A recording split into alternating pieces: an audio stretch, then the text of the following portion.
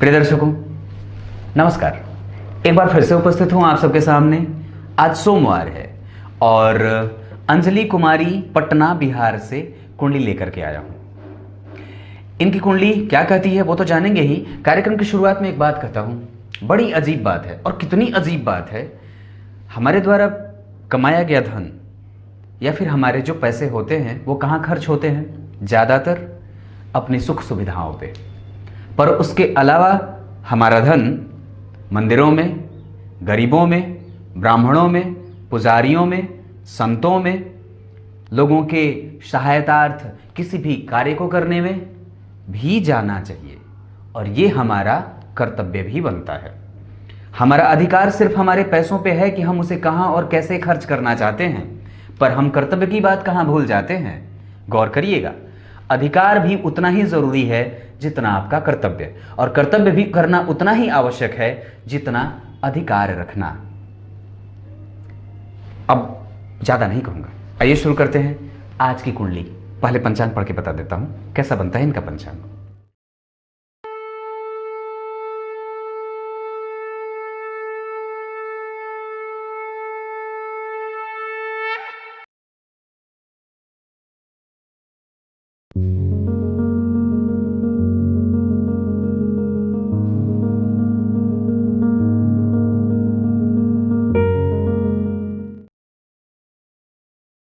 विक्रम संवत 2049, शक संवत 1915। इनका जन्म दक्षिणायन में हुआ है और दक्षिणायन में होने के कारण व्यक्ति का काम, जीवन का कोई भी हो, थोड़ा विलंब होगा, पक्का। थोड़े लेट लतीफी के शिकार होंगे और व्यक्ति की इच्छाएं ऐसी लगेंगी जैसे मेरी इच्छा पूरी नहीं होगी क्या। ये सवाल व्यक्ति करता रहता है और सोचता रहता है, मेरी उम्र बढ़ी जा रही है, मेरा काम ये छूट रहा है, ये कैसे पूरा होगा, कोई देखने वाला भी तो नहीं है। पर एक बात याद रखिएगा, दक्षिणायन में जन्मे हैं पर जन्म भाद्रपद मास में हुआ है। यह आपको आपके कुंडली के और पंचांग में अंतर यही होता है कि पंचांग आपको यह बताता है कि ऐसा होना है, क्या आप ऐसे हैं। तो भाद्रपद मास में जन्मे लोग भद्र पुरुष की तरह डिल डॉल शरीर वाले होते हैं, सुंदर होते हैं, भुजाएं मजबूत होती हैं और देखने में बड़े सुंदर होते हैं। भाद्रपद मास दक्षिणायन, भाद्रपद मास में जन्मे हैं तो व्यक्ति बुद्ध से प्रेरित होगा कहीं ना कहीं, और व्यक्ति सुंदर कलाओं का मालिक है, कलाओं का जानकार है। ये आगे भी बताऊंगा। ये शरद ऋतु, आलस्य भी है, रात्रिचर होता है, पढ़ाई करने के लिए रात में जागता है, पर उसकी दलीलें जो होती हैं वो इस बात पे टिकी होती हैं कि पढ़ाई करने के लिए तो जागना ही पड़ता है। पर क्या ये आवश्यक है? मुझे नहीं लगता है। पढ़ाई करने के लिए रात में जागना जरूरी है, पर एक निश्चित समय तक, उसके बाद आपको सोना ही होगा। ये बात याद रखिएगा। शुक्ल पक्ष के चतुर्थी तिथि का जन्म है। रिक्ता तिथि के जन्म होने के कारण और शुक्ल पक्ष में जन्म होने के कारण व्यक्ति शुभ है, शुभता से युक्त है, परोपकारी है, अभिमानी नहीं है। हाँ, थोड़ा जिद्दी होगा, जल्दबाजी से युक्त होता है, और व्यक्ति के अंदर स्थिरता का भाव अगर रहे तो ज्यादा बेहतर है। शुक्ल पक्ष में जन्मे होने के कारण व्यक्ति सौम्य है, प्रतिक्रियावादी नहीं है, पर हाँ इंतजार जरूर करना मुश्किल होता है किसी भी चीज का। रविवार के जन्मे होने के कारण व्यक्ति पित्ताधिको अति चतुरस तेजस्वी समर प्रिय। कहने का मतलब है, हमारे ग्रंथ ये कहते हैं पीत वर्ण का होगा, मतलब गोरा होगा व्यक्ति। ये अंजलि जी की बात है। तो व्यक्ति की गोराई है, पीत वर्ण और पिता के सदृश, आध्यात्मिक उन्नति के मार्ग को जाने वाला और श्रेष्ठ कर्म करने वाला होता है, कभी किसी को ठगने वाला नहीं, और व्यक्ति प्रगतिशील होता है, प्रगति करना चाहता है और परिवर्तन भी पसंद है इसे। प्राकृतिक दृश्य इसे बेहद अच्छे लगते हैं, मीठी वाणी इसे बहुत अच्छी लगती है, प्रिय संगीत बहुत अच्छा लगता है, सुकून भरे गाने जो कानों को आराम दे वो उन्हें बहुत अच्छा लगता है। रात्रि में संगीत सुनना और संगीत सुनकर के अपना काम करना, काम करते समय नियमित स्मरण करना किसी चीज का, किसी को याद में लाना तो उसके बारे में रेगुलर उसको मेमोराइज करते रहना, ये चीजें बनती हैं। ऐसा है कि नहीं है, बताइएगा जरूर। शुक्ल पक्ष की चतुर्थी तिथि, ये थोड़ा कमजोर होगा। यहाँ पे चंद्रमा आपकी कुंडली में पापक हो जाएंगे और इस वजह से आपका मन थोड़ा परेशान रहता है। और एक बात बताता हूँ, बात यह है कि शुक्ल पक्ष में चतुर्थी तिथि के होने के कारण दाम्पत्य कभी कभी कमजोर सा होता है। अब यह कुंडली पुष्ट करेगी कि वो कितना कमजोर और कितना मजबूत होता है, पर उसके लिए थोड़ा इंतजार करना होगा। शुक्ल पक्ष के चतुर्थी तिथि का प्रभाव व्यक्ति शुद्ध वाणी को बोलने वाला होगा और अपनी वाणी से लोगों को अपने शब्दों के चयन से, अपनी एक्टिविटी से जो भी वो कृत्य करता है, जैसे उठना, बैठना, चलना, बोलना, हिलना, ये सारी चीजें उसकी अलग होती हैं और बिल्कुल वो सिद्ध पुरुष की तरह होता है। मतलब उसको देख करके कोई भी ये कह सकता है कि बिल्कुल ये व्यक्ति सामान्य नहीं है। उसके उठने का स्तर, वैचारिक रूप से व्यक्ति का दृष्टिकोण जो होता है वो बेहद गंभीर और बेहद आनंददायक होता है। ये चीजें प्रशंसनीय होती हैं। वृष्टिकरण, वैधृति योग ये थोड़े कमजोर हो रहे हैं। स्वाति नक्षत्र आपका जन्म हुआ है। स्वाति नक्षत्र में जन्म होने के कारण व्यक्ति बहुमुखी है, कलाओं का पारखी है, कलाओं को समझने वाला है और सामने वाले को खुले दिल से स्वीकार करने वाला होता है। अगर व्यक्ति काम के पीछे ज्यादा ना भागे तो ज्यादा अच्छा होगा। जैसे ही काम की भावना बढ़ेगी तो प्रभाव कम हो जाएगा। व्यक्ति स्वाति नक्षत्र में जन्मा है तो कई चीजों को अपने अंदर समाहित करके बैठा है और प्रकृति कैसी धारण करनी है उसको उसी समय पता चलता है और तुरंत वो धारण कर लेता है। सामने वाले से कैसे उसके मन की बात जाननी है ये आसान होता है जानना, और ये बड़ा इसके लिए एक सरल सा टास्क होता है। उसके बाद आगे बढ़ता हूं तो मैंने बताया वृष्टिकरण और वैधृति योग शूद्र वर्ण और देवगण का होगा। मतलब क्रोध भी है, काम भी है, दया भी होगी, क्षमा भी है, पर यश भी पाना चाहता है और भूख बड़ी ज्यादा है। भूख देवगण के होने के कारण व्यक्ति शुद्ध और चैतन्य है, मानसिक वृत्तियां कमजोर नहीं हुई हैं। व्यक्ति श्रेष्ठता को प्राप्त करना चाहता है, विकास करना चाहता है, सभी लोगों से अलग तरीके की सोच रखने वाला है, सामान्यतया अलग सोच लेकर के आगे बढ़ने वाला होता है। दुनिया के प्रत्येक पहलुओं को एक अलग दृष्टिकोण से देखता है और प्रायः इसकी विचार, इसकी सोच अन्य लोगों से बिल्कुल ही अलग होती है। ये बात बनती है। अब आइए पंचांग कैसा था बताइएगा जरूर, और उसके बाद बता दूं अब लग्न कुंडली पे लेके आता हूं।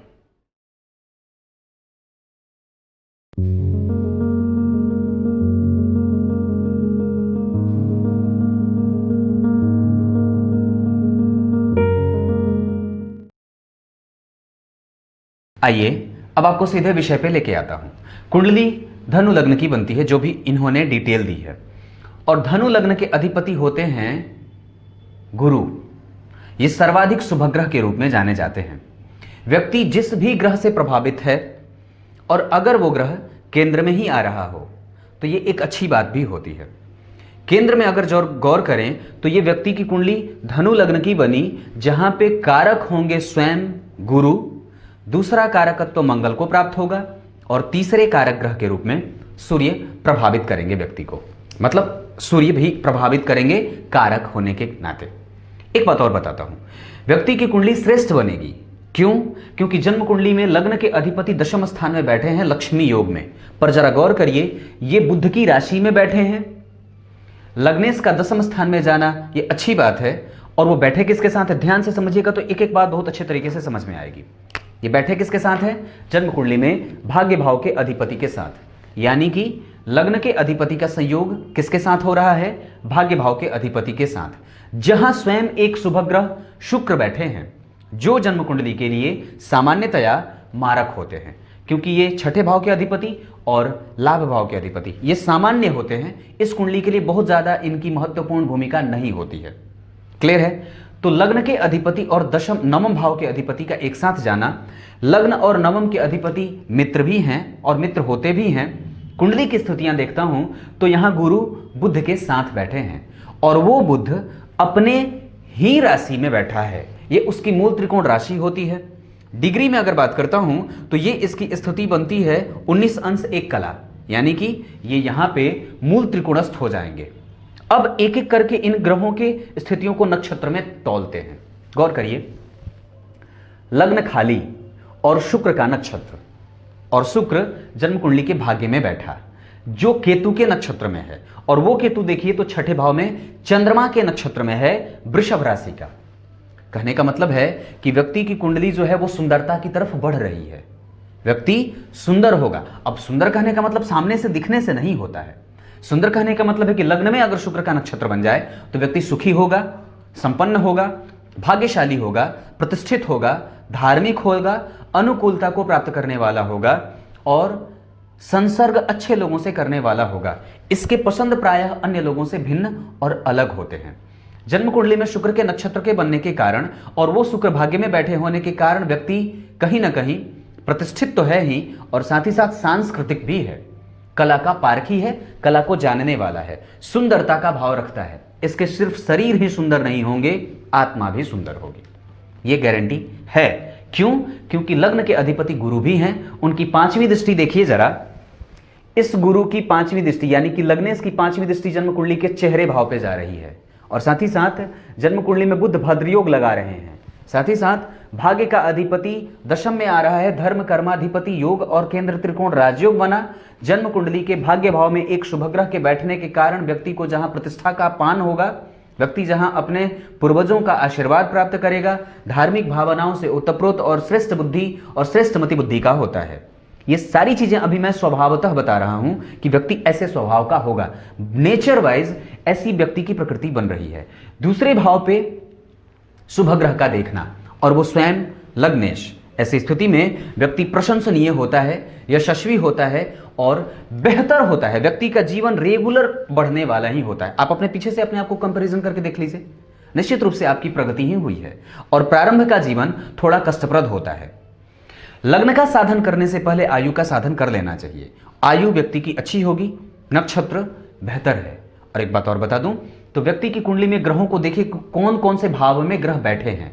तो गुरु केंद्र में, ये बहुत अच्छी बात। बुध मूल त्रिकोणस्थ, ये बहुत अच्छी बात। भाग्य का अधिपति केंद्र में आ रहा है और चतुर्थ को देख रहा है, यानी कि भाग्येश का संबंध जन्म कुंडली के चतुर्थेश से भी हो रहा है, गुरु से। लग्नेश भी तो होते हैं, तो भाग्य का संबंध जब भी गुरु से हो जाए या भाग्य का संबंध जब भी चतुर्थ भाव के अधिपति से हो जाए तो ये बहुत ज्यादा बेहतर स्थितियों को दिखाने वाले हो जाते हैं। अब दूसरी बात बताता हूं, यहां जरा गौर करिए तो जन्म कुंडली में ये स्थिति बहुत अच्छी बन रही है। तीसरी स्थिति जो कि बहुत अच्छी बन रही है, क्या है?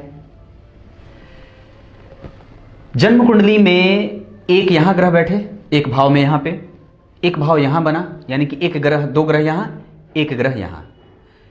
तीसरा भाव यहां बन रहा है, चौथा यहां और 4 घर, यानी कि 1, 2, 3 और 4। जितने भी ग्रह हैं वो सारे के सारे 4 घरों में बैठे हैं और ये व्यक्ति को प्रतिष्ठापन्न बनाता है और जीवन के समस्त प्रकार के सुखों का भोक्ता बनाता है। ये बात हमेशा गौर करने वाली है।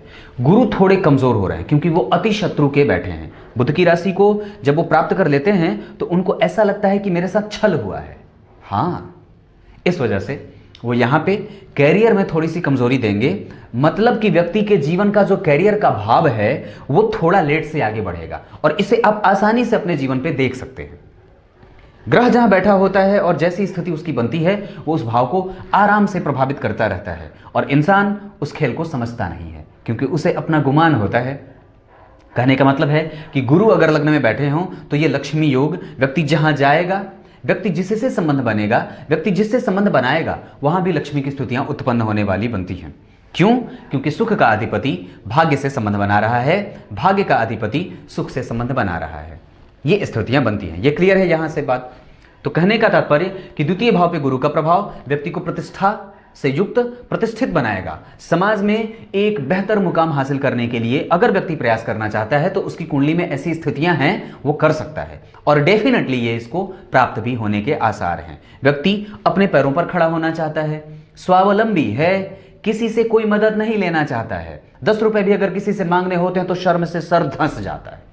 हाँ, माता पिता के अलावा अगर किसी से भी मदद की गुहार लगानी हो तो दिक्कत होती है और बहुत ज्यादा आत्मा को कमजोरी महसूस होती है। मैं खुद ये जानता हूं, मैं खुद ये जानता हूं। हाँ, उसके बाद द्वितीय भाव के अधिपति, अब यहां पे लग्न पे चर्चा कर बैठा हूं। लग्न पे ज्यादा चर्चा करूंगा तो कार्यक्रम बड़ा होगा, मतलब बेहतर है, ये बहुत अच्छी बात है, पर कैरियर को थोड़े से यहां पे कमजोरी में देने वाले हैं। दिग्बली होकर के सूर्य बैठे हैं, उनके पे भी चर्चा करूंगा जब आऊंगा तब। द्वितीय भाव के अधिपति अपने भाव से आगे गए हैं, पराक्रम से धन और गुरु की दृष्टि, लग्नेश की दृष्टि पर जाने से व्यक्ति के जीवन में व्ययात्मक स्थितियां, कमजोर होंगी, व्यक्ति बचाने वाला होगा, संसर्ग अच्छा रख करके और इमोशनली पैसे खर्च करता है, विचार करता है, इमोशन पैसों के साथ वो बांध करके अपने आप को रखता है और खर्च करने से पहले चीजें नहीं देखता, न ही पैसे देखता है, वो सिर्फ इमोशन देखता है, भावना। व्यक्ति का चेहरा सुंदर है और श्रेष्ठ है, दिव्य तेज से युक्त है और व्यक्ति आकर्षित करने वाला हो सकता है। जन्म कुंडली के द्वितीय भाव के अधिपति शनि बनते हैं, वो इस कुंडली में कारक नहीं होते हैं और जन्म कुंडली में धनिष्ठा नक्षत्र में बैठे हैं, वो पंचमेश के नक्षत्र को बैठे, यानी कि द्वितीय भाव का अधिपति और तृतीय भाव का अधिपति मंगल के नक्षत्र में बैठा, जो कि पंचमेश होते हैं और जन्म कुंडली में उनकी दूसरी राशि 12वें बन रही है, वहां पे राहु बैठा है। इस वजह से व्यक्ति के जीवन में अंक पाने में मेहनत ज्यादा करना पड़ता है। प्रारंभिक शिक्षा अच्छी रही, पिता के भरोसे जब तक रहा तब तक अच्छा रहा, अभी भी अच्छा है, पर मेहनत करनी पड़ी है और मेहनत करना ही होगा चीजों को पाने के लिए, क्योंकि यहां पे देखिए तो पराक्रम भाव का अधिपति पराक्रम में फल करता हुआ देख रहा है और उसकी दृष्टि जरा विचार करिए तो धन भाव के अधिपति बने शनि अपने भाव से आगे गए, ये बहुत बेहतर है। पंचमेश के नक्षत्र में, जो कि उसके शत्रु होते हैं, नक्षत्र में पड़ने के कारण व्यक्ति के यश को, गौरव को, सम्मान को, प्रतिष्ठा को ये कहीं कहीं सेंध लगाने का भी काम करेंगे और उसकी दृष्टि जब यहां जाएगी तो ये देंगे जरूर सारी चीजें, क्योंकि वो भाव मंगल से दृष्ट है, इस भाव का अधिपति उसको देख रहा है। चंद्र मंगल योग कुंडली में लगा हुआ है लाभ भाव में, ये अत्यंत श्रेष्ठता से व्यक्ति को सारी चीजें देने की हिम्मत और औकात रखता है, पर शनि की भी दृष्टि है और मंगल का भी प्रभाव है। तो इस वजह से यहां पे दो पापक ग्रहों का प्रभाव और राशि का अधिपति अगर राशि को देखे, जो खुद आपकी कुंडली में अपने ही नक्षत्र में बैठा है मंगल, पंचमेश अपने नक्षत्र में, यानी कि पंचम भाव बड़ा बेहतर बन रहा है, ये बहुत बेहतर बन रहा है, पर थोड़ा कमजोर क्यों? क्योंकि मारक भाव का अधिपति इस भाव को देख रहा है, यानी कि जब भी मंगल की दशा आएगी और मंगल में शनि आएंगे तो प्रभाव थोड़ा कमेगा, उस समय आपके मेहनत के परिणामों को देर से और विलंब से आते हुए देखा जाएगा, ये बात बनती है, तो समझ लीजिएगा ये बात अच्छे से। शनि की दृष्टि है यहां नीच दृष्टि है, शत्रु के भाव को देख रहे हैं और यहां पे व्यक्ति के प्रेम में पड़ने में दिक्कत पड़ जाती है और व्यक्ति कई बार जब स्थिति ऐसी बने तो प्रेम से बचना चाहिए, धोखेधारी उसको क्या बोलते हैं, धोखाधड़ी, हाँ धोखाधड़ी से बचना चाहिए। यहां पे गुरु का प्रभाव है तो वो कम होगा, व्यक्ति अपने प्रभावों से लोगों को प्रभावित करने वाला होगा, अनजान भी आपसे तुरंत आकर्षित होकर के आपकी बातों में आ जाता है। पर इस भाव को जरा गौर करिएगा, यहां पे भी समस्याएं बन रही हैं। शनि मंगल का प्रभाव, मंगल अपनी राशि का है पर ग्रह अपना नेचुरल बिहेवियर कभी त्याग नहीं सकता है, इस वजह से यहां पे प्रेम में सेंध, और जब भी शनि मंगल का प्रभाव बढ़ेगा, जब भी राहु केतु की स्थितियां आएंगी, शनि मंगल राहु केतु का प्रभाव आएगा, जब भी चंद्रमा आपकी कुंडली में शुक्ल पक्ष के चतुर्थी के हैं, तो वो एक समय पे आने के बाद वो व्यक्ति के प्रभाव और व्यक्ति के छेड़ता में बहुत ज्यादा मजबूती लाने वाले हो जाते हैं। मतलब उस स्थिति जो होती है वो मेंटेन करने के लिए व्यक्ति को बहुत ज्यादा दम लगाना पड़ता है। छोटी छोटी बातों को व्यक्ति बुरा मानेगा, एक चीज जो कोई व्यक्ति अगर बोल दे तो उस पर घंटों विचार करते रहता है, उसको नींद ही नहीं आती है, अगर सामने वाला कुछ भी बोल देता तो बड़ा बुरा लग जाता है। हाँ, ये भी बात है। और उसके बाद जन्म कुंडली में यहां पे आ गया, पराक्रम भाव का अधिपति पराक्रम में बैठा है, नक्षत्र मंगल का है, व्यक्ति पराक्रम से युक्त है और व्यक्ति श्रेष्ठता से पराक्रम करना भी चाहता है, अपने ड्यूटी को वो बेहतरीन पंक्चुअलिटी के साथ निभाता है, जो काम उसे सौंपा जाता है उसे बेहतरीन तरीके से करना चाहता है और पूरे मनोयोग से करना चाहता है। व्यक्ति श्रेष्ठ है ना, क्योंकि गुरु से प्रभावित है। हाँ, और राशि देखिए तुला की है तो बैलेंस भी उसके पास है, बैलेंस भी बनाना जानता है वो, उससे समाज के कैसे लोगों को और कैसे अपनी तरफ आकृष्ट करना है, ये उससे बेहतर कोई नहीं जानता है। जन्म कुंडली में चंद्रमा से अब तुला के अधिपति बने शुक्र, वो जाकर के देखिए तो जन्म कुंडली के भाग्य में राशि का अधिपति भाग्य में बैठा भाई, तो ये अच्छी बात है, पर वो रश भी करेगा, कैसे, वो उस भाव पे आऊंगा तब बताऊंगा। अब आते हैं जन्म कुंडली के, यहां से चर्चा करा, यहां आया, यहां से यहां भी आ गया, अब यहां से यहां आता हूं। तो चतुर्थ भाव के अधिपति चतुर्थ भाव को देख रहे हैं, पर वो अति शत्रु के बैठे हैं और दो केंद्रों के अधिपति होकर के केंद्र में ही बैठे हैं, पर अपनी शत्रु की राशि में बैठे हैं और साथ ही साथ अति शत्रुता का भाव रख रहे हैं, ग्रह को कमजोरी मिल रही है। और अवस्था अगर बता दूं तो 25 अंश के हैं, चित्रा नक्षत्र मंगल का नक्षत्र, गुरु ज्ञान का कारक और ज्ञान भाव के अधिपति का नक्षत्र लेकर के बैठेगा और शुक्र और गुरु का कहीं ना कहीं संबंध अगर बनेगा, क्योंकि इस कुंडली में शुक्र अगर भाग्य भाव में बैठे हों तो ये उसके कारक का प्रभाव है, जहां गुरु स्वयं कारक होते हैं। शुक्र अकेला बैठा, व्यक्ति उच्च शिक्षा और व्यक्ति शिक्षा में तो अग्रणी है, पढ़ाई करने में बेहतर है, मन लगाता है और पढ़ाई का लाभ भी मिलेगा, ऐसा नहीं है कि ये पढ़ाई वृथा और व्यर्थ जाने वाली है, बिल्कुल भी नहीं, बिल्कुल भी नहीं। क्यों? क्योंकि गुरु साक्षात मंगल के नक्षत्र में बैठे हैं जो पंचम भाव को देख रहा है। पंचमेश है, न्याय से युक्त व्यक्ति काम करना चाहे, शिक्षक बनना चाहे, वाणी का कोई काम करना चाहे, उच्च शिक्षा में प्रोफेसर वगैरह बनना चाहे, सरकारी क्षेत्रों में जाकर के लाभ प्राप्त करना चाहता है, एसएससी वगैरह की तैयारियां करना चाहता है, बैंकिंग की तैयारियां करना चाहता है, बिल्कुल जा सकता है। लॉ वगैरह की चीजें, कॉमर्स आदि के क्षेत्र में बिल्कुल व्यक्ति कुर्सी पे बैठ करके कोई भी ऐसा काम जिसमें सामने वाले की कॉलर गंदे ना होते हो, हाँ मैं तो इसको ऐसे ही बोलता हूं, कॉलर गंदे ना होते हो, हाथ और कपड़े गंदे ना होते हो, वो काम आप कर सकते हैं।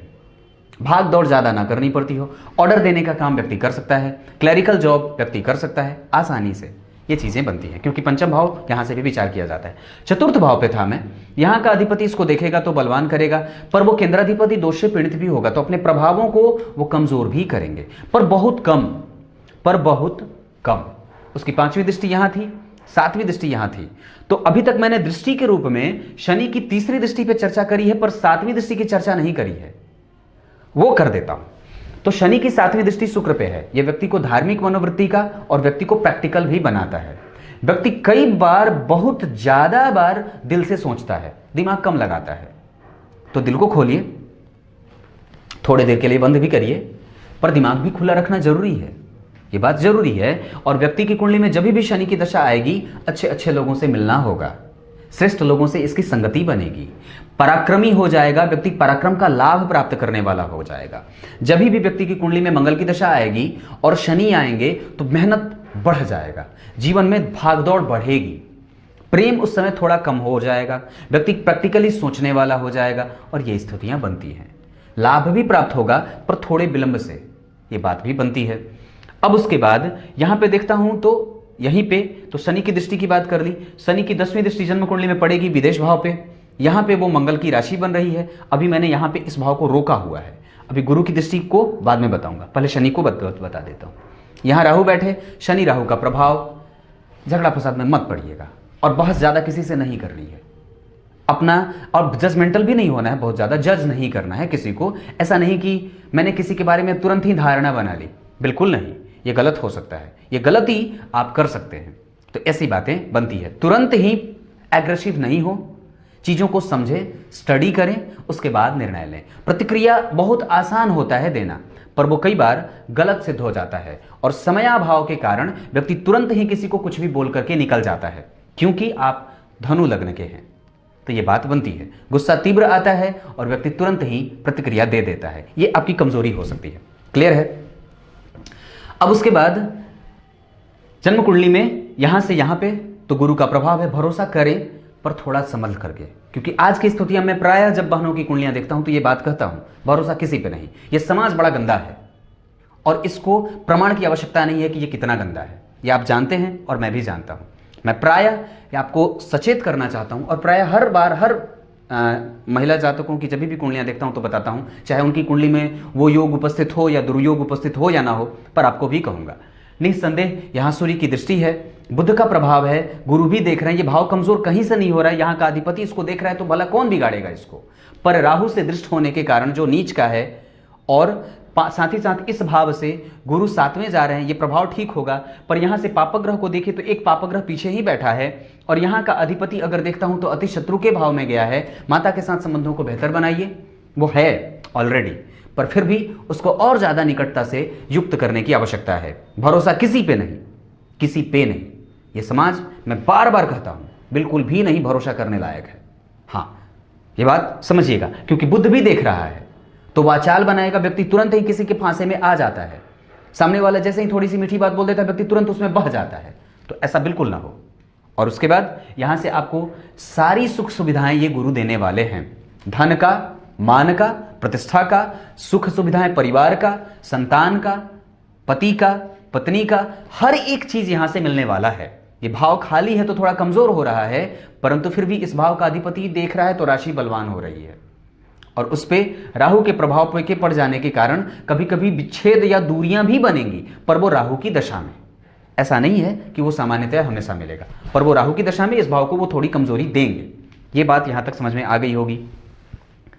यहां के अधिपति बने गुरु, उनकी 7वीं दृष्टि, यहां 5वीं की बात करी, 9वीं दृष्टि यहां पड़ रही है। यहां पे बैठे हैं केतु, मतलब व्यक्ति रोग से मुक्त होगा। जब भी गुरु की दशा आएगी तो व्यक्ति रोग से मुक्त होगा। क्यों? क्योंकि रोग के अधिपति अच्छे भाव में बैठे हैं, सूर्य की राशि में बैठे हैं, जहां का सूर्य दशम स्थान में बैठा है गुरु के साथ। यानी कि व्यक्ति की कुंडली में राहु का प्रभाव ये नीच का होकर के बैठा है, और ऐसी स्थिति में व्यक्ति सिर्फ अपने प्रभावों को दूसरों पर प्रभावित करने का प्रयास ना करे, वो शांतचित्त होकर के अपना निर्णय सुना दे। बस बहस करने के चक्कर में ज्यादा नहीं पड़ना, और अपनी स्थिति को कई बार बहुत ज्यादा जबरदस्ती मजबूत करने की कोई आवश्यकता नहीं है। आप हैं तो हैं, उसके लिए किसी से भी बहुत ज्यादा रस करने की कोई आवश्यकता नहीं है।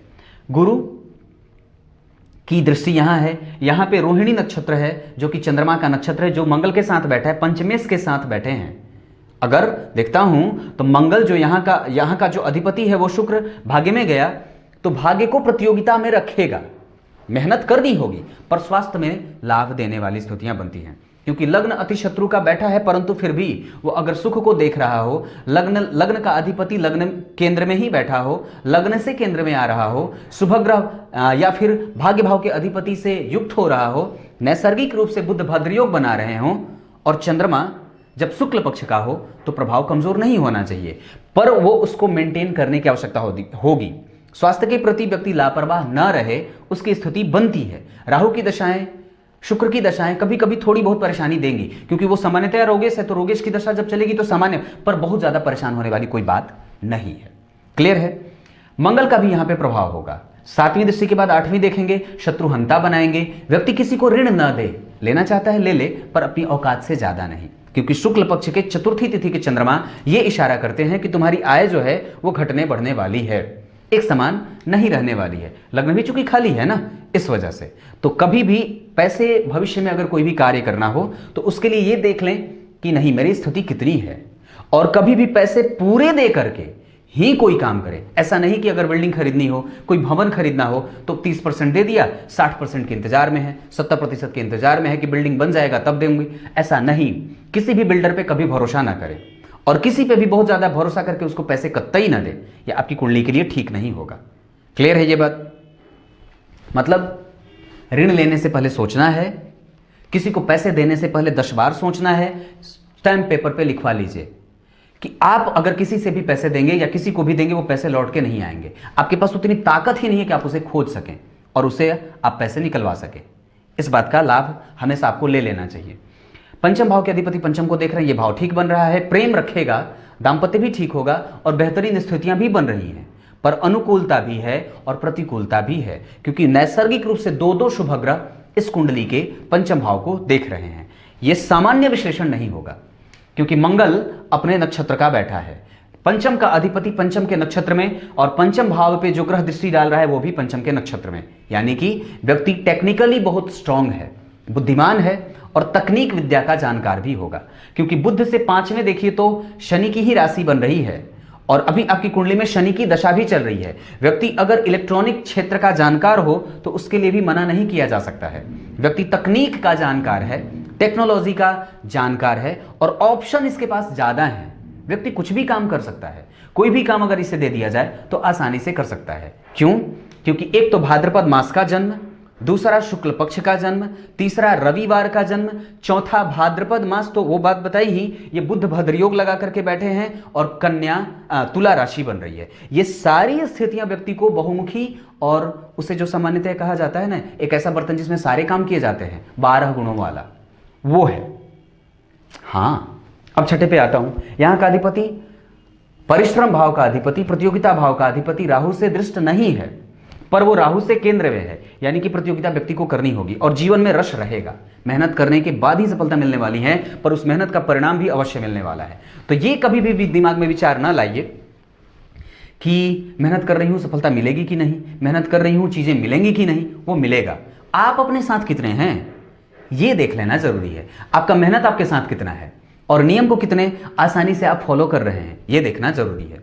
जग करके ना पढ़ें, सूर्य का स्वागत करें, अभिमानी ना बने, घमंड ना करें, गर्व ना करें, और कभी कभी व्यक्ति को ईगोइस्टिक भी होते देखा जाएगा, क्योंकि सूर्य का प्रभाव लगने इसके साथ है और बुध भी है, तो कहीं ना कहीं व्यक्ति चंचल मनोवृत्ति का भी होगा, तुरंत ही निर्णय ले लेता है।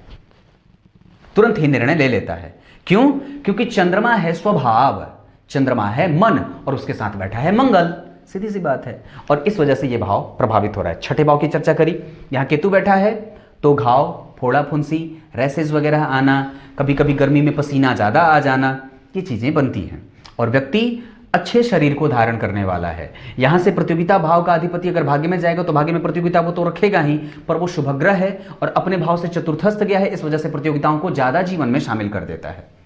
और व्यक्ति मनोवृत्ति अच्छी रख करके आगे बढ़ना चाहता है, किसी को ठगना नहीं चाहता है, श्रेष्ठता से आगे बढ़ना चाहता है। दशम भाव के अधिपति बने बुध, ये जा रहे हैं अपनी राशि के, भद्र योग लगा रहे हैं। उनकी डिग्री अगर देखता हूं तो मैंने बताई उनकी बात, आपकी कुंडली में सूर्य शत्रु ग्रही थे, तो इस वजह से आपके आत्मविश्वास को कभी कभी कमजोर करते हैं। इस वजह से व्यक्ति अपने ऊपर ही संदेह पैदा कर लेता है और इस कारण ही भाग्य का लाभ थोड़ा कम मिलता है। वो क्यों कम मिला? क्योंकि अगर हम सप्तम भाव की गौर करें स्थिति, तो वो भाग्येश के साथ, यानी कि सप्तम भाव और भाग्य भाव, ये दोनों भाव एक साथ आ रहे हैं और कोई भी ग्रह आपकी कुंडली में अस्त नहीं है, यानी कि सप्तम भाव का अधिपति अपने भाव से चतुर्थस्थ गया, ये कमजोर होता है, कहीं ना कहीं थोड़ा सा इस भाव को कमजोर कर रहा है। तो यहां पे शनि मंगल का प्रभाव, लग्न खाली, द्वितीय भाव पे गुरु का प्रभाव अकेला, और वहां पे गुरु की नीच राशि भी बन रही है, दूसरे भाव का अधिपति तीसरे भाव में बैठा है, इस कुंडली के लिए वो अच्छा नहीं होता है। तो गौर करिए, तो विवाह में विलंब होने की संभावना भी बनती है। कैरियर के लिए विवाह को मत रोकिएगा, क्योंकि पंचम भाव पे शनि मंगल राहु केतु का प्रभाव नहीं है, पर शनि मंगल का तो है, इस वजह से। और ये भाव कहीं ना कहीं गुरु से देखिए तो यहाँ के अधिक मतलब जो कारक ग्रह हैं वो आठवें जा रहे हैं, छठे जा रहे हैं, छठे आठवें के संबंध में हैं, तो ये कमजोर होता है और उसका इस पे कहीं से प्रभाव भी नहीं है। हाँ, प्रभाव है कैसे कि पंचमेश के नक्षत्र में लग्नेश बैठे हैं, तो पंचमेश के नक्षत्र में लग्नेश बैठे हैं, यानी कि व्यक्ति का दांपत्य बेहतर होगा। क्यों होगा? क्योंकि जन्म कुंडली में सुख भाव का अधिपति सुख भाव को देख रहा है, और साथ ही साथ नवमांश में भी यहाँ का अधिपति मंगल जरा देखिए तो तुला का होकर के शनि राहु के साथ बैठा है, यहाँ पे थोड़ा कमजोर हो रही है चीजें। पर जरा देखिए तो यहाँ का अधिपति शनि वो जाकर के जन्म कुंडली में अपने भाव से नवम पंचम के संबंध में जा रहा है, और सप्तम भाव का अधिपति, गौर करिएगा ये बहुत बड़ी बात है, सप्तम का अधिपति घूम करके नवम पंचम के संबंध में उच्च का होकर के बैठा है और सुख इसके साथ, यानी कि सप्तम और सुख इन दोनों का एक साथ मिलना हो रहा है, और ये परस्पर दोनों केंद्र के अधिपति होकर के त्रिक भाव में बैठे हैं, साथ ही साथ राहु के साथ बैठे हैं जहां पे वो अच्छा फल करेगा।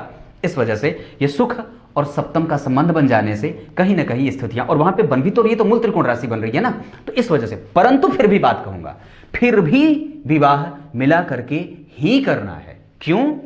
क्योंकि शनि की तीसरी दृष्टि यहां खराब और यहां भाव ये खाली, इस भाव का अधिपति चतुर्थस्थ, और शुक्र जो कि यहां से भी दांपत्य का कभी कभी विचार बहुत श्रेष्ठता से करने के लिए कि दोनों एक साथ जुट होकर के कितने श्रेष्ठ और मजबूत स्थिति में जाने वाले हैं आध्यात्मिक क्षेत्र में या फिर भौतिक क्षेत्र में, तो यहां पे शुक्र बैठा है जो कि प्रतियोगिता भाव का अधिपति है, वो मंगल केतु के नक्षत्र में बैठा है, इस वजह से थोड़ी सी परेशानी बन रही है। कारण है क्या? क्योंकि एक तरफ सूर्य मकर के हो रहे हैं, ये ठीक नहीं होता है सूर्य के लिए, ये सूर्य के लिए ठीक नहीं है, और यहां पे चंद्रमा हो रहे हैं, ये बहुत अच्छे दो दो नेत्र बैठे हैं, ये सूर्य और चंद्रमा दोनों नेत्र होते हैं, तो ये दरअसल व्यक्ति की कुंडली को सप्तम भाव में मजबूती भी ला रहे हैं, इस वजह से विवाह ठीक होगा। गुरु की स्थिति, गुरु यहां बैठे हैं और गुरु यहां से पांचवीं दृष्टि से अपनी राशि को मूल त्रिकोण राशि को देख रहे हैं, यहां से बैठ करके सप्तम भाव को देख रहे हैं, यहां से बैठ करके भाग्य को देख रहे हैं, यानी कि व्यक्ति की कुंडली में दांपत्य का सुख है पर विलंब के योग लग रहे हैं। इस वजह से मैं ये बार बार कहूंगा कि कैरियर की वजह से आप लोग अपने बच्चों का कम से कम विवाह ना रोकें, उसे बढ़ने दें, उसे करने दें। हमारा समाज इस तरीके से आगे बढ़ना चाहिए, इस तरीके का प्रभाव समाज पे आना चाहिए कि व्यक्ति विवाह के बाद भी सारी स्थितियां अपने अनुकूलता में रख सके। ऐसा नहीं कि विवाह होने के बाद व्यक्ति ना कर पाए। विवाह होने के बाद अगर जो स्त्री है या पुरुष हो, अगर उनके शौक, उनके दिल की इच्छाएं और हार्दिक इच्छाएं अगर छूट रही हैं, तो निश्चित रूप से वो विवाह अभिशप्त हो रहा है और बुरे तरीके से प्रभावित हो रहा है। हमारे विवाह और हमें विवाह के सूत्र में बंधने के बाद हमारे नित्य और नैमित्तिक कर्म छूटने नहीं चाहिए, जैसे माता पिता का आदर, हमारा खुद का शौक, हमारी मानसिक वृत्तियां, हमारे मन, हमारे अंदर की भावनाएं, हमारे जो अंदर की इच्छा है वो कभी भी सुप्त नहीं होनी चाहिए, उसे जागृत रखना ही होगा। और अगर उसमें किसी भी तरीके का नकारात्मक बदलाव हो रहा है, इसका मतलब है कि विवाह भारी पड़ रहा है आप पे। तो ये बात कहूंगा, पढ़ने का शौक बाद में भी जीवित रखा जा सकता है, परिस्थितियां ऐसी बना के रखिए कि आप बाद में भी पढ़ सके, तो इस तरीके का माहौल अगर बने तो ज्यादा बेटर होगा। ये बात यहां तक रही। चतुर्थस्थ गए हैं, यहां भी यहां का अधिपति चतुर्थस्थ है, यहां का अधिपति यहां ठीक है, यहां भी ठीक है, ये केंद्र में ठीक है, स्थितियां बन रही है, अच्छी बात है। यहां का अधिपति अष्टमेश जाकर के लाभ में बैठा है, यहां का अधिपति भी चतुर्थस्थ है, ये चीजें कमजोर हो रही हैं अंजलि जी, तो इसको आपको मेंटेन करना होगा क्योंकि सारे के सारे ग्रह अपने भाव से चतुर्थस्थ गए हैं। शनि भी मंगल के नक्षत्र में, लग्नेश भी मंगल के नक्षत्र में, और शुक्र भाग्य भाव का भाग्य भाव में बैठा है। तो ये बात जो बन रही है कि यहां का अधिपति चतुर्थस्थ, यहां भी चतुर्थस्थ, यहां भी चौथे, और अष्टमेश की दृष्टि पड़ रही है यहां। ये बात बाकी थी, वो बात भी अब पूरी कर देता हूं, क्योंकि अष्टम भाव के अधिपति जहां देखते हैं उसको प्रभावित करते हैं, पर चंद्रमा है, इस वजह से उसमें सुलभता भी देगा, इस वजह से उसको सुलभ भी बनाएगा, और कहीं ना कहीं प्रेम संबंधों को वो कुछ दिनों के बाद उसको फिर से रिफर्निश करने का काम करेगा। आपको एक बात बताऊं, मंगल यहां बैठे हैं, चंद्रमा भी है, और इधर शुक्र, इस भाव को कहीं ना कहीं एक अच्छा पर्यावरण मिल रहा है, वो विलंब से ही सही पर कैरियर भाव मजबूती से आगे बढ़ने वाला है।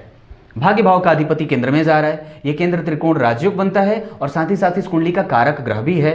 धर्म कर्माधिपति योग, व्यक्ति जो काम करे ठगी विद्या ना करे, किसी को ठगने का काम ना करे, श्रेष्ठता से युक्त होकर के अपने कर्मों पे पूरा ध्यान लगा दे, और सूर्य का स्वागत करे। भाग्य की वृद्धि करना चाहते हैं तो सूर्य का सहयोग लेना पड़ेगा, क्योंकि आपकी कुंडली का भाग्येश है, और वो तब होगा जब सूर्य का स्वागत किया जाए। सुबह जग करके जल्दी से सूर्य को अर्घ दीजिए, सूर्य के मंत्रों का जप कर लिया करिए, सूर्य के मंत्रों का जप और सूर्य की आराधना। रविवार के दिन नमक का पान ना करें, रविवार के दिन नमक बिल्कुल छुए भी नहीं, और रात्रि में ज्यादा देर तक बिल्कुल जग के पढ़ाई ना करें। आत्मविश्वास को लगातार अपने निकट आश्रित रखने के लिए, और आत्मविश्वास को अपने ऊपर हावी ही रखना है, कमजोर नहीं होना है। आत्मविश्वास मजबूत रहेगा तो वो चीजें ठीक रहेंगी। इससे भाग्य का अधिपति सुख को देख रहा है, ये बेहतरीन है और आनंद देने वाला है। तो आपकी कुंडली आपकी बहुत अच्छी बन रही है, खराब नहीं। अभी बहुत सारी चीजें चर्चा में शामिल होंगी। ये भाव अच्छा बना क्योंकि लग्नेशी बैठ गए, भद्र योग लगा, भाग्येश बन गए। इस कुंडली का सबसे मजबूत भाव जो बन रहा है वो दशम भाव ही बन रहा है, और सबसे अच्छा बन रहा है। दूसरा भाव जो सबसे अच्छा बन रहा है वो भाग्य भाव अच्छा बन रहा है। तीसरा भाव जो सबसे अच्छा बन रहा है वो बन रहा है एकादशवां भाव। चौथा भाव जो सबसे अच्छा बन रहा है वो जन्म कुंडली का पांचवां भाव अच्छा बन रहा है। ये चीजें अच्छी बन रही हैं। लग्न को शुभता कैसे मिल रही है? क्योंकि लग्न का अधिपति केंद्र में जाकर के बैठा है, ये लग्न को मजबूत कर रहा है और लग्न को अच्छा कर रहा है। पर वो अति शत्रु की राशि में बैठे हैं, इस वजह से अपने प्रभाव को थोड़ा सा डिग्रेडेशन में लेने वाले बन रहे हैं। अब थोड़ी सी चर्चा आगे और कर देता हूं। तो ये स्थितियां आपकी कुंडली में बन रही हैं। अब एकादशवें भाव पे आ जाऊं। दशम भाव ठीक है आपका, उस पे कहीं से भी कोई कमजोरी नहीं बन रही है। यहां पे अगर देखता हूं तो एकादशवें के अधिपति और छठे भाव के अधिपति शुक्र बने हैं, शुभ भाव में बैठे हैं, और त्रिकोण में बैठा या त्रिकोण में बैठा ग्रह कमजोर नहीं होता है, इस वजह से लाभ की स्थितियां भी बन रही हैं। वहां पे एक ऐसा ग्रह बैठा है जो इस कुंडली में अष्टम भाव के होने के मालिक होने के बावजूद भी परिणाम अच्छा ही करेगा। साथ ही साथ पंचमेश खुद वहां बैठे हैं, इस वजह से भाव को मजबूती भी मिल रही है। उसके आगे जस्ट राहु। अब जरा गौर करिए तो सूर्य के आगे चंद्रमा बैठे और सूर्य के पीछे शुक्र, यानी कि ये स्थितियां व्यक्ति की कुंडली में कहीं ना कहीं एक अच्छी स्थिति को पैदा कर रही हैं। साथ ही साथ गौर करिए तो गुरु और बुध एक साथ बैठे, लग्न और दशम का अधिपति एक साथ बैठा, ये दोनों स्थितियां अच्छी। साथ ही साथ चंद्रमा पंचम भाव के अधिपति के साथ बैठे हैं जो कि खुद अष्टमेश होते हैं। चंद्रमा खुद पंचम भाव के अधिपति मंगल के साथ बैठे हैं जो कि खुद अष्टमेश होते हैं। संबंध देखिए, ये स्थितियां बनती हैं, यानी कि कहीं ना कहीं कभी कभी व्यक्ति के कार्य को या व्यक्ति के प्रभाव को ये कमजोर करेगा, और व्यक्ति जब भी उग्र होगा तो उसको माइनस पॉइंट मिल जाएंगे। ये बात बनती है। अब आइए आपकी कुंडली के नौमांस को देखता हूं तो लग्न कुंडली के अधिपति बनते हैं सूर्य, लग्न कुंडली के अधिपति बनते हैं गुरु, और यहां बनते हैं सूर्य। ये बहुत अच्छी बात है क्योंकि दोनों ही ग्रह बहुत अच्छे होते हैं, व्यक्ति के जीवन के लिए बहुत महत्वपूर्ण होते हैं। यहां गुरु लग्न में बैठे हैं, ये श्रेष्ठ है। यहां वो अति शत्रु के थे, यहां वो मित्र के राशि में जा रहे हैं, और बहुत अच्छी बात है, वो केंद्र में बहुत बेहतरीन हो जाएंगे। साथ ही साथ यहाँ पे मंगल जो कि जन्म कुंडली के चतुर्थ भाव का अधिपति है, शनि मंगल राहु का प्रभाव है। शनि मंगल राहु का प्रभाव मेहनत करने वाला बनाएगा, और व्यक्ति का पति भी मेहनती मिलेगा। और साथ ही साथ अगर देखें तो राहु का प्रभाव यहाँ है, इस वजह से दाम्पत्य को कभी कभी कमजोरी भी मिलने की संभावना बन रही है। आपकी कुंडली में अगर देखता हूं तो शुक्र यहाँ बैठा है और दिग्बल क्षेत्र को देख रहा है, ये बहुत अच्छी बात है। पर वो मंगल वहां का अधिपति व्यय में जा रहा है, इस वजह से बार बार कहूंगा कुंडली मिलाकर के ही विवाह करें।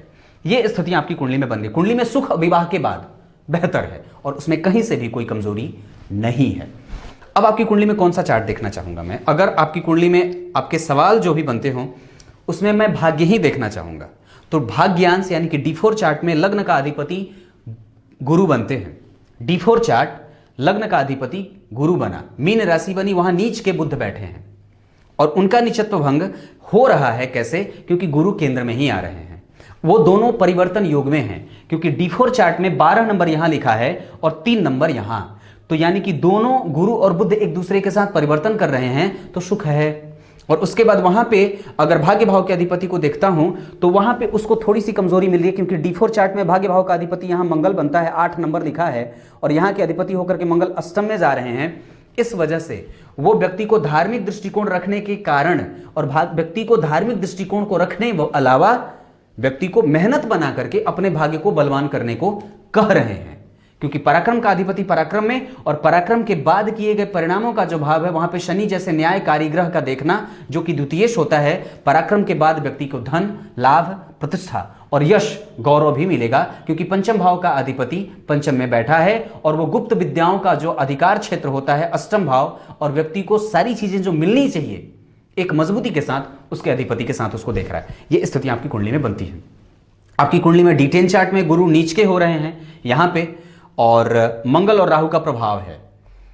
पंचम भाव के अधिपति बनते हैं जन्म कुंडली के सूर्य, वो जाकर के जन्म कुंडली के द्वितीय भाव में बैठे हैं। D10 थोड़ा कमजोर बन रहा है, इस वजह से कार्य क्षेत्र को कभी भी हताश मत होने दीजिएगा, उस पर प्रभाव ज्यादा है, उस पर दबाव ज्यादा है। भाग्य भाव में जैसे मंगल बैठे थे D4 चार्ट में नीचे जा रहे थे, 8 नंबर यहां लिखा था, मैंने ये जो बात करी थी, तो ठीक उसी तरीके से भाग्य भाव तो थोड़ा ठीक बना, पर D10 थोड़ा कमजोर बन रहा है, क्योंकि अष्टम का अधिपति सप्तम में आ रहे हैं मंगल, और वो लग्न को देख रहे हैं। इस वजह से व्यक्ति को कई बार मनचाही कैरियर से सफलता नहीं मिलती है, और कई बार व्यक्ति को बहुत ज्यादा मेहनत करना पड़ता है, प्रतिकूलताएं जीवन में आती रहती हैं और परेशानियां बनी रहती हैं। ये एक स्थिति कैरियर के लिए विशेषतया बोल रहा हूं। व्यक्ति मेहनत करेगा, अंतिम में जाकर के छंट जाएगा, मेहनत करेगा, अंतिम में परिणाम उसके प्रतिकूल हो जाते हैं। शुरुआत में पॉजिटिविटी मिलती रहती है, बाद में जाता है जैसे परीक्षा हॉल में तो भटक जाता है। 2 ऑप्शन जैसे देखता है तुरंत दिमाग भ्रमित हो जाता है।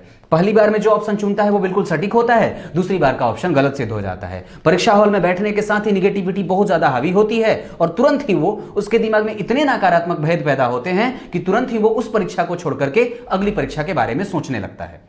इस स्थितियों से बाज आइए, मेंटेन करिए खुद को। बुध का प्रभाव जन्म कुंडली के केंद्र में जा रहा है, एक जगह बैठ करके 8 घंटे 10 घंटे मेहनत करने का प्रभाव बनता है। ऐसा क्यों? क्योंकि जन्म कुंडली में राहु है, आप वो करना चाहें तो कर सकती हैं। पराक्रम भाव का अधिपति पराक्रमेश होकर के पराक्रमेश खुद बैठा है, ये ठीक है स्थितियां। शुक्र शनि उसका लाभ भी दे रहे हैं। प्रतियोगिता करेंगे तो पराक्रम का लाभ भी मिलेगा, क्योंकि प्रतियोगिता भाव का अधिपति भाग्य में बैठ करके पराक्रमेश को देख रहा है। ये स्थितियां अच्छी बनती हैं। अब जल्दी जल्दी बोलने लगा हूं। कुछ इसी तरीके से आज के कार्यक्रम का समापन करते हैं, तब तक के लिए इजाजत दीजिए। बहुत बहुत नमस्कार।